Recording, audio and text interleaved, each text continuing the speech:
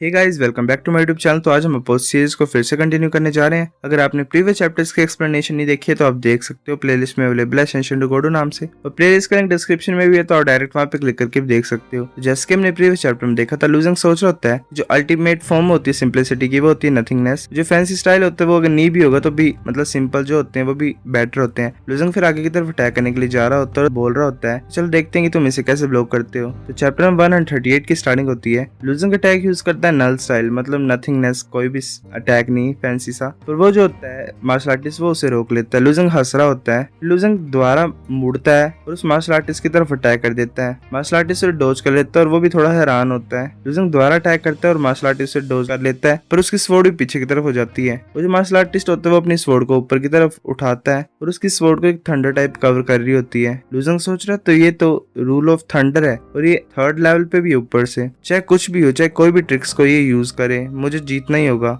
Losing द्वारा अपनी sword से अटैक करने लगा होता है। वो सीधे अटैक कर रहा होता है। जो मार्शल आर्टिस्ट होता है वो तो अपनी स्वॉर्ड से उसे रोकने लगा होता है, तो लूजिंग उसे डॉज करता है और उसकी चेस्ट के आर पार निकाल लेता है अपनी स्वॉर्ड को। वो जो मार्शल आर्टिस्ट होता है वो पूरी तरह से गायब हो जाता है। लूजिंग बोलता है क्या यही था? वहाँ पे एक और वॉरियर आ जाता है। फेस होता है वो बोल रहा होता है जो टेस्ट है वो अभी एंड नहीं हुआ है। लूजिंग बोलता है आ जाओ, मैं समझ गया तुम्हारे पैटर्न्स को, अब तुम मेरे लिए कोई भी मैच नहीं हो। तो फिर से हमें बाहर का सीन दिखाई देता है। वो जो होते हैं बाहर खड़े हुए बोल रहे होते हैं ये तो बड़ा ज्यादा अजीब है, ये अभी भी बाहर क्यों नहीं आया ओबेलिस्क से, क्या कुछ हो गया क्या? ये बोल रही होती है कि मास्टर जिंग क्या वो ठीक होगा। मास्टर जिंग कुछ नहीं बोल रहा होता है। फिर मास्टर जिंग पीछे देखता है और बोलता है कि मुझे ऐसा लग रहा है कि और भी ज्यादा डीमंस आ गए यहाँ पे। वो जो एक डीमन होता है वो बोल रहा होता है कि इसका क्या मतलब है, हमें खुद नहीं मारना पड़ेगा कि इसे अपने हाथों से। दूसरा डीमन बोल रहा होता है मुझे क्या पता। तो वहाँ पे एक डीमन आ जाता जो कि लॉर्ड होता है डीमन काइंड का, मैंगचोंग। तो बाकी जो भी इंसान होते हैं वो हैरान हो जाते हैं उसे देख के, और जो डीमंस होते हैं वो उसे ग्रीट करते हैं और बोलते हैं मास्टर मैंगचोंग। यूशु भी मैंगचोंग को ग्रीट करता है। मैंगचोंग बोल रहा था क्या इस लूजिंग के पास तो बड़ा डरावना टैलेंट है, इसे पक्का मारना पड़ेगा। यहाँ पे जैसे वो ओबेलिस्क से बाहर निकलेगा तो उसे मार देना। तो बाकी सभी डीमंस बोल रहे थे हाँ मार देंगे हम उसे। जिया बड़ा हैरान हो जाती है और मास्टर जिंग बोल रहा था नहीं ये तो डीमंस के जो सीट होल्डर है उनमें से एक है मैंगचोंग। जिया बोल रही थी नहीं, मास्टर जिंग बोल रहा होता है कि ये तो रूल्स के अगेंस्ट है, डीमन तुम ऐसे नहीं कर सकते हो, तुम सेफ जोन में फाइट नहीं कर सकते हो,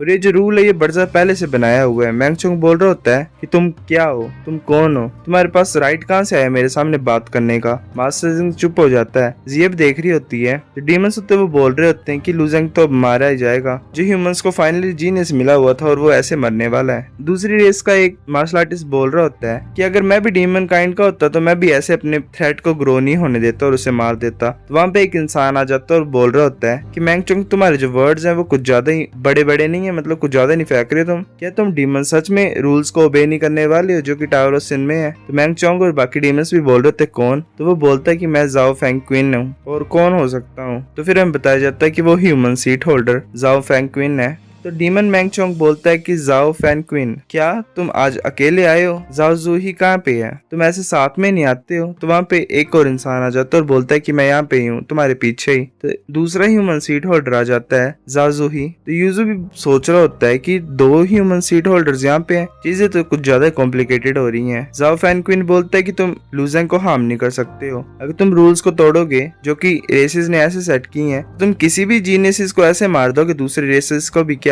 जो भी अपेयर होंगे। तो बाकी जो बीस्ट रेसेस होती हैं बाकी वो बोल रहे होते हैं हाँ जो डीमंस है वो रूल्स के अगेंस्ट नहीं जा सकते हैं, ऐसे ये तुम्हारा खुद का प्लेस नहीं है। यूशु भी सोच रहा होता है कि ये जो मैन है बड़ा स्मार्ट है, ह्यूमन ऐसे तो वीक है अकेले, तो इन्हें दूसरे रेसेस की भी हेल्प लेनी पड़ेगी ताकि वो डिसएडवांटेज को एडवांटेज में कन्वर्ट कर सके। मैंगचोंग हंसता और बोलता है रूल्स जो रूल्स होते हैं वो स्ट्रॉन्ग पीपल सेट करते हैं, हम टेम्परेली जो सेफ जोन के रूल्स हैं उन्हें डिसेबल करते हैं, अब बोलो क्या करना चाहते हो तुम। तो वहाँ पे डीमन नाइट की भी एक सीट होल्डर आ जाती है जिसका नाम होता है बाई हुआन। वो बोल रही होती है कि तुम बड़ी ज्यादा अनरीजनेबल बातें कर रहे हो है ना। तो जो बाकी होते हैं वो बोल रहे होते हैं वाओ ये तो बाई हुआन है, ये तो इतनी ज्यादा ब्यूटीफुल है, पर ऊपर से ये बात है कि उसकी जो स्पिरिट है वो बैटल सोल स्टेट में पहुंच गई है, ये तो ऊपर से वॉर सेंट जो होते हैं वो भी नहीं पहुंच पाते हैं। बाई हुआन सोच रही होती है कि ये तो ली यू से भी ज्यादा स्ट्रॉन्ग है, कि ये सच्ची मुच्ची एक ह्यूमन यहाँ पे अपेयर हुए इतना ज्यादा जीनियस, ये तो कुछ ज्यादा ट्रबलसम है। जाओ फैन क्वीन बोलता है कि बाई हुआन तुम नहीं सोचते कि जो डीमंस कर रहे हैं अनफेयर अनफेयर है कि ऐसे रूल्स को तोड़ देंगे जो कि 14 रेस ने साथ में मिलकर बनाया हुआ है। ये कुछ ज्यादा हो जाएगा अगर ये लूजेंग को मार देंगे सेफ जोन में। तो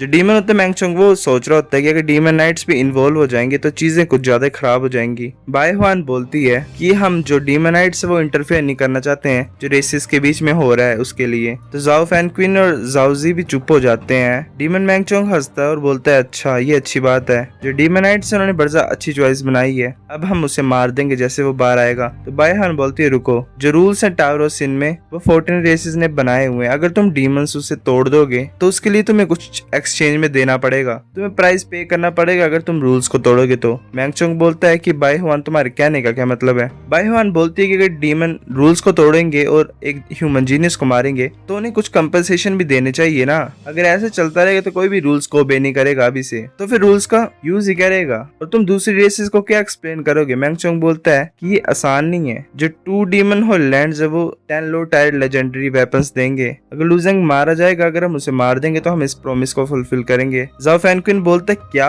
10 लो रैंक लेजेंडरी वेपन्स, हम उसका क्या करेंगे, तुम पागल हो गए दिमाग से। मैंगचोंग बोलता है कि 10 काफी होंगे, मैं तुम्हारे साथ नेगोशिएट भी नहीं कर रहा हूँ, तुम्हें समझ आ रहा है। जाओ फैन क्वीन बोलता है कि अब लास्ट में यही बात आ जाती है कि तुम जो डीमंस हो कुछ फर्क नहीं पड़ता है ना रूल्स से। मैंगचोंग बोलता है जाओ फैन क्वीन फिर से कंटिन्यू करता बोलना कि तुम हमारे सुपर जीनियस को सैक्रिफाइस करना चाहते इतनी ज्यादा बेकार सी कंपेंसेशन के लिए। जिसके पास भी दिमाग है वो यही सोचेगा कि तुम भी अपने रास्ते से वो निकाल रहे हो कांटे को। वो बाय हुआन की तरफ देख कर बोल रहा होता है ऐसा। मैंगचोंग भी चुप होता है। यूशु बोल रहा होता है कि मास्टर मैंगचोंग हमें लड़ने की ऐसी जरूरत नहीं है, मेरे पास एक तरीका सॉल्व करने का। मैंगचोंग बोलता है क्या चीज है वो। यूशु बोलता है कि अगर ह्यूमंस रूल्स की बात कर रहे हैं तो हम रूल्स की तरह ही उसे सेटल करेंगे और हमें लेजेंडरी वेपन्स भी एज अ कंपेंसेशन नहीं देने पड़ेगी। जैसे लूजिंग ओब्लिवियस से बाहर आएगा तो मैं उसे चैलेंज करूंगा और मैं उसे अरेना में मार दूंगा। मैंगचोंग बोलता है कि इतना बुरा नहीं है, मैं तुम्हारे सजेशन से एग्री करता हूँ। तो वो ह्यूमंस को बोलता है कि तुम्हारी क्या सोच है। जाजुही और मैंगचोंग सोच रहा होता है कि जो यूशु वो 10th रैंक जर्नल है और ये लूजिंग से पक्का स्ट्रॉन्ग है, अगर ये लूजिंग को अरेना में मार देगा तो डीमंस को कंपेंसेशन भी देने नहीं पड़ेगी और ये ऐसा होगा फिर एक स्टोन से 2 बर्ड्स को मारना। जाजुही सोच रहा होता है कि चलो इससे टाइम तो मिला हमें। जाओ फैनकुन बोलता है कि मैं चलो एग्री करता हूँ। जिया बोलती है कि क्या बकवास कर रही है, तो अनफेयर है। मास्टर जिंग उसे रोक लेता बोलने से और बोल रहा होता है ये इतना ही कर सकते हैं हमारे लिए, तो हमें इसे ही चूज करना पड़ेगा, हमारे पास कोई और ऑप्शंस भी नहीं है। जिया सोच रही होती है कि मुझे नहीं बोलना चाहिए था लूजेंग को जल्दी से 10th लेवल पे आने के लिए, मुझे उसे होली लैंड पे ले जाना चाहिए था ट्रेन करने के लिए। पर यहाँ पे लूजेंग की भी गलती है, उसने टावर ऑफ सिन में क्यों एंटर किया ट्रेन करने के लिए। मास्टर जिंग जिया को आवाज डालता है और बोलता है कि तुम्हें लगता है कुछ स्ट्रेंज है यहाँ पे, इतने ज्यादा घंटे हो गए तो लूजेंग बाहर क्यों नहीं आ रहा है। तो फिर से हमें ओब्लिस्क ऑफ टैलेंट का सीन दिखाई देता है। लूजेंग उन्हें मार रहा होता है मार्शल आर्टिस्ट की मेमोरीज को जिनसे वो मार्शल आर्टिस्ट क्रिएट हुए होते हैं। लूजेंग सोच रहा होता है और कितने ज्यादा टेस्ट मुझे पास करने पड़ेंगे। जो फेस होता है वो बोल रहे थे 10, तुम्हें 10 वॉरियर की डेड सोल्स को डिफीट करना पड़ेगा अल्टीमेट टेस्ट को पास करने के लिए। लूजिंग बोलता है 10, तो इसका मतलब सिर्फ एक बचा हुआ लास्ट है ना, तो वहाँ पे एक इंसान आ जाता है। लूजिंग बोलते है कौन है, कि ये सच में इंसान है। तो वो जो फेस होता है वो बोलता है कि तुमने सही सस्पेक्ट किया, ये इंसान नहीं है, ये ओरिजिनल मास्टर है इस टावर का, ये स्काईलॉर्ड है। लूजिंग बोलता है अभी स्काईलॉर्ड क्या है और ये सिमिलर कैसे है ह्यूमन से, और अगर ये यहाँ पे है तो इसका क्या मतलब, ये मर गया है क्या। जो फेस होता है वो बोल रहा था मैं तुम्हारे क्वेश्चन का आंसर नहीं दे सकता हूँ, पर मैं तुम्हें ये बता देता हूँ कि जो ओरिजिनल मास्टर इस टावर का वो हाँ मर गया काफी टाइम से, और तुम्हें इसकी जो स्पिरिट माँ कैसे डिफीट करना पड़ेगा अल्टीमेट टेस्ट को पास करने के लिए। लूजिंग बोलता है मैं समझता हूँ। लूजिंग उसके सामने खड़ा हो जाता है, वो जो स्काईलॉर्ड होता है वो लूजिंग की तरफ आ रहा होता है अटैक करने के लिए। लूजिंग बोलता है अच्छा, पर मैं इससे कोई भी जेन्युइन और गांग एनर्जी की वेव्स को नहीं सेंस कर पा रहा हूँ, इसने अपनी पावर्स को सरप्रेस्ड किया हुआ है क्या ये मुझसे फिजिकल स्ट्रेंथ से फाइट करना चाहता है। लूजिंग बोलता है इंटरेस्टिंग है, अगर ऐसे चाहता तो मैं भी अपनी पावर दिखाता हूँ इसे जो कि मेरी परफेक्ट बॉडी के अंदर है। लूजिंग भी आगे की तरफ मूव कर रहा होता है, उन दोनों का क्लैश होता है, वो दोनों बराबरी की टक्कर दे रहे होते हैं, फिर वो पीछे की तरफ मूव कर जाते हैं। लूजिंग सोच रहा होता है कि हाँ ये सच बात है कि इसकी बॉडी जो बड़ा ज्यादा टफ है और ये मेरे से भी कंपेयर हो सकती है। मुझे ऐसा लग रहा है कि मुझे अपनी पूरी पावर को यूज करना पड़ेगा। चलो मैं 100 ड्रैगन स्किल्स की पावर को यूज करता हूँ इस टाइम। वो फिर से क्लैश होते हैं, फिर से वो पीछे की तरफ मूव हो जाते हैं दोनों। स्काईलॉर्ड होता है उसके मुंह से खून निकल आता है। लूजिंग बोल रहा था क्या गोल्ड कलर का ब्लड, अब तो ऐसा लग रहा है मुझे कि इंसान है ही नहीं, पर इसकी बॉडी ऐसे होल्ड नहीं कर पाएगी अगर ये ऐसे कंटिन्यू करता रहा फाइट करना। तो वो स्काईलॉर्ड होता है वो अपने हाथ पे एनर्जी को कंसंट्रेट कर रहा होता है और अटैक करने लगा होता है। तो गाइस चैप्टर 138 इन द अगर आपको वीडियो पसंद आए तो लाइक करो, नहीं भी आइए फिर भी लाइक कर दो, शेयर करो दोस्त साथ, कमेंट करके बताओ अगर आपको वीडियो कैसी लगी, सब्सक्राइब करो। तब तक के लिए बाय बाय।